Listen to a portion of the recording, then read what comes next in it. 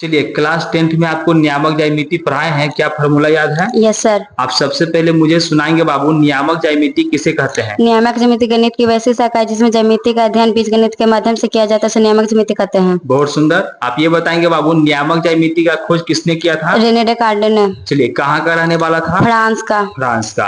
आप ये बताइए कब किया था? 1637 ईस्वी में। चलिए, आप ये बताइएगा बाबू, किसी भी बिंदु का नियामक क्या होता है? x, y। चलिए, मूल बिंदु का नियामक क्या होता है? 0, 0। चलिए, प्रथम चतुर्थांश का चिन्ह? Plus, plus. द्वितीय चतुर्थांश का चिन्ह? Minus, plus. चलिए, तृतीय चतुर्थांश का चिन्ह? Minus, minus. चतुर्थ चतुर्थांश का चिन्ह? Plus, minus. बहुत सुंदर। आप ये बताइएगा बाबू, भुज किसे कहते हैं और कोटि किसे कहते हैं? भुज माने मान लेते हैं कि 3,5 है, तो इसमें भुज कौन है? ए बाय बाई माने एक्स नियामक को भुज कहते हैं, बाई नियामक को कोटि कहते हैं। तो मैंने आपसे सवाल करा कि 3,5 इसमें भुज कौन है? तो 3 भुज हुआ, 5 कोटि हुआ। कोई दिक्कत नहीं सर। आप मुझे ये बताइए बाबू, दूरी सूत्र बराबर क्या होता है? Root under direction minus x2 का whole square plus y1 minus y2 का होल स्क्वायर। चलिए, मूल बिंदु से दूरी?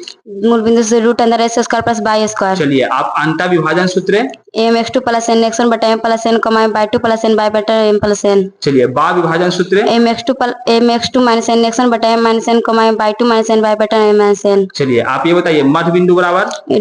x1 प्लस x2 बटा 2 y1 प्लस y2 प्लस 2। चलिए, ठीक है।